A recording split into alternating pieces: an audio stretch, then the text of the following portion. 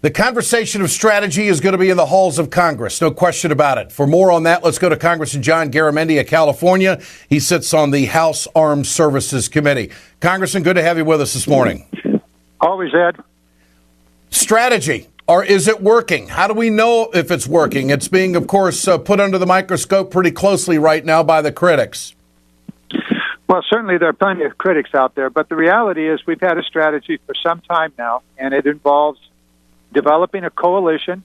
A lot of the countries in the Middle East have to be involved. Rebuild Iraq. Turkey's involved. The Kurds are involved.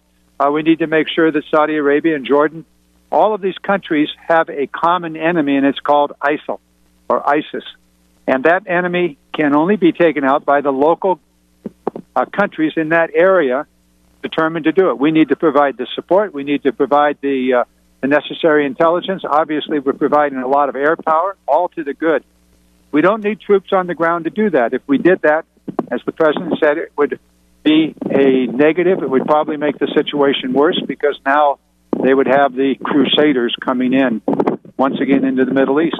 How do you think the president did in his press conference yesterday at the G20? Well, most people find it that he didn't do a good job. But he's also in a very unusual situation with 20 countries, many of whom he'd been negotiating with throughout the course of the day.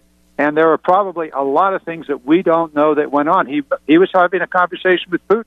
We don't know what came of that conversation. So he was certainly measured. And the result of that measurement, or being measured and being very careful in what he said, was people didn't see the strength that they seemed to want him to have presented. And, Congressman, he would have to go back to the Congress to get approval if there were to be 100 or 200,000 troops to be engaged anywhere, wouldn't he? Well, he certainly have to get the money.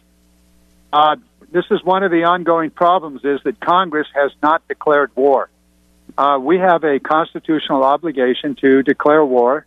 I've been saying this for a year and a half, actually longer than that we need to engage as representatives of the American people in the conversation about what exactly is the strategy, how much money are we going to spend, how many troops are we going to put on the ground, all of those issues. That's called a declaration of war, now used as an authorization to use military force.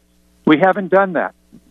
But the president has been very clear. He's actually asked Congress for a authorization to use military force, and it simply has died. The Republicans refused to even debate the issue in the House of Representatives. So on one hand, they're out criticizing the president's strategy. On the other hand, they're handcuffing him in the halls of Congress.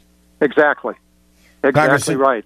Congressman John Garamendi, great to have you with us. I appreciate your time. Thank you, John. You got it, Ed. Bye-bye. You bet.